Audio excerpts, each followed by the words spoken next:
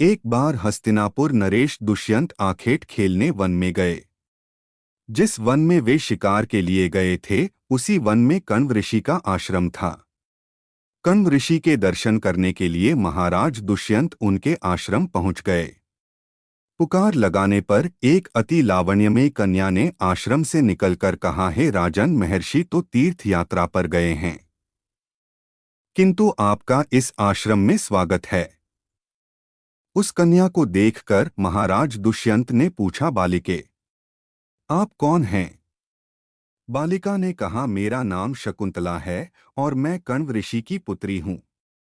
उस कन्या की बात सुनकर महाराज दुष्यंत आश्चर्यचकित होकर बोले, महर्षि तो आजन्म ब्रह्मचारी हैं, फिर आप उनकी पुत्री कैसे हैं? उनके इस प्रश्न के उत्तर में शकुंतला ने कहा, वास्तव में मेरे माता पिता मेनका और विश्वामित्र हैं। मेरी माता ने मेरे जन्म होते ही मुझे वन में छोड़ दिया था, जहां पर शकुंत नामक पक्षी ने मेरी रक्षा की। इसीलिए मेरा नाम शकुंतला पड़ा। उसके बाद कण्व ऋषि की दृष्टि मुझ पर पड़ी और वे मुझे अपने आश्रम में ले आए। उन्होंने ही मेरा भरण पोषण किया। जन्म देने वाला, पोषण करने वाला तथा अन्न देने वाला, ये तीनों ही पिता कहे जाते हैं। इस प्रकार कण्व ऋषि मेरे पिता हुए। शकुंतला के वचनों को सुनकर महाराज दुष्यंत ने कहा, शकुंतले, तुम क्षत्रिय कन्या हो, तुम्हारे सौंदर्य को देखकर मैं अपना हृदय तुम्हें अर्पित कर चुका हूँ। यदि तुम्हें किसी प्रकार की आपत्ति न हो तो मैं तुमसे विवाह करना चाहता हूँ। शकुंतला भी महाराज दुष्यंत पर मोहित हो चुकी थी, अतः उसने अपनी स्वीकृति प्रदान कर दी। दोनों ने गंधर्व विवाह कर लिया। कुछ काल महाराज दुष्यंत ने शकुंतला के साथ विहार करते हुए वन में ही व्यतीत किया। फिर एक दिन वे शकुंतला से बोले, प्रियतमे, मुझे अब अपना राजकार्य देखने के लिए हस्तिनापुर प्रस्थान करना होगा। महर्षि कण्व के तीर्थ यात्रा से लौट आने पर मैं तुम्हें यहाँ से विदा कराकर अपने राजभवन में ले जाऊंगा।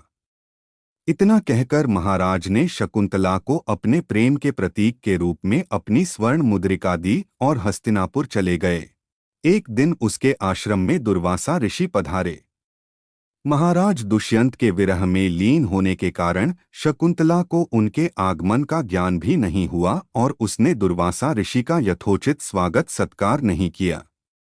दुर्वासा ऋषि ने इसे अपना अपमान समझा और क्रोधित होकर बोले, बालिके, मैं तुझे शाप देता हूँ कि जिस किसी के ध्यान में लीन होकर तूने मेरा निरादर किया है, वह तुझे भूल जाएगा। दुर्वासा ऋषि के शाप को सुनकर शकुंतला का ध्यान टूटा और वह उनके चरणों में गिरकर क्षमा प्रार्थना करने लगी। शकुंतला के क्षमा प्रार्थना से द्रवित होकर दुर्वासा ऋषि ने कहा, अच्छा, यदि तेरे पास उसका कोई प्रेम चिन्ह होगा तो उस चिन्ह को देख उसे तेरी स्मृति हो आएगी। महाराज दुष्यंत के सहवास से शकुंतला गर्भवती हो गई थी। कुछ काल पश्चात कण्व ऋषि तीर्थ यात्रा से लौटे, तब शकुंतला ने उन्हें महाराज दुष्यंत के साथ अपने गंधर्व विवाह के विषय में बताया। इस पर महर्षि कण्व ने कहा, पुत्री, विवाहित कन्या का पिता के घर में रहना उचित नहीं है। अब तेरे पति का घर ही तेरा घर है।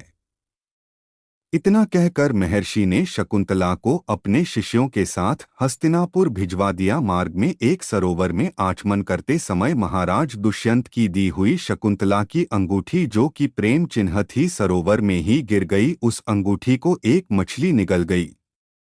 महाराज दुष्यंत के पास पहुंचकर कण्व ऋषि के शिष्यों ने शकुंतला को उनके सामने खड़ी करके कहा, महाराज, शकुंतला आपकी पत्नी है, आप इसे स्वीकार करें। महाराज तो दुर्वासा ऋषि के शाप के कारण शकुंतला को विस्मृत कर चुके थे, अतः उन्होंने शकुंतला को स्वीकार नहीं किया और उस पर उल्टा होने का लांछन लगाने लगे। शकुंतला का अपमान होते ही आकाश में जोरों की बिजली कड़क उठी और सबके सामने उसकी माता मेनका उसे उठा ले गई। जिस मछली ने शकुंतला की अंगूठी को निगल लिया था, एक दिन वह एक मछुआरे के जाल में आ फंसी। जब मछुआरे ने उसे काटा तो उसके पेट अंगूठी निकली। मछुआरे ने उस अंगूठी को महाराज दुष्यंत के पास भेंट के रूप में भेज दिया। अंगूठी को देखते ही महाराज को शकुंतला का स्मरण हो आया और वे अपने कृत्य पर पश्चाताप करने लगे। महाराज ने शकुंतला को बहुत ढूंढवाया किंतु उसका पता नहीं चला। कुछ दिनों के बाद देवराज इंद्र के निमंत्रण पाकर देवासुर संग्राम में उनकी सहायता करने के लिए महाराज दुष्यंत इंद्र की नगरी अमरावती गए।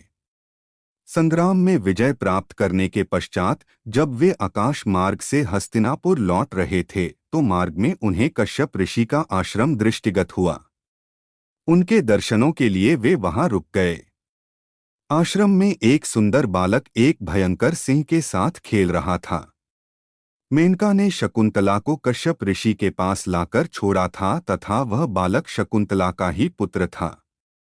उस बालक को देखकर महाराज के हृदय में प्रेम की भावना उमड़ पड़ी। वे उसे गोद में उठाने के लिए आगे बढ़े तो शकुंतला की सखी चिल्ला उठी, हे भद्रपुरुष, आप इस बालक को न छुएं अन्यथा उसकी भुजा में बंधा काला डोरा सांप बनकर आपको डस लेगा। यह सुनकर भी दुष्यंत स्वयं को न रोक सके और बालक को अपने गोद में उठा लिया। अब सखी ने आश्चर्य से देखा कि बालक के भुजा में बंधा काला गंडा पृथ्वी पर गिर गया है। सखी को ज्ञात था कि बालक को जब कभी भी उसका पिता अपने गोद में लेगा वह काला डोरा पृथ्वी पर गिर जाएगा। सखी ने प्रसन्न होकर समस्त वृतांत शकुंतला को सुनाया। शकुंतला महाराज दुष्यंत के पास आई। महाराज ने शकुंतला को पहचान लिया। उन्होंने अपने कृत्य के लिए शकुंतला से क्षमा प्रार्थना किया और कश्यप ऋषि की आज्ञा लेकर उसे अपने पुत्र सहित अपने साथ हस्तिनापुर ले आए। महाराज दुष्यंत और शकुंतला के उस पुत्र का नाम भरत था। बाद में वे भरत महान प्रतापी सम्राट बने और उन्हीं के नाम पर हमारे देश का नाम भारतवर्ष हुआ।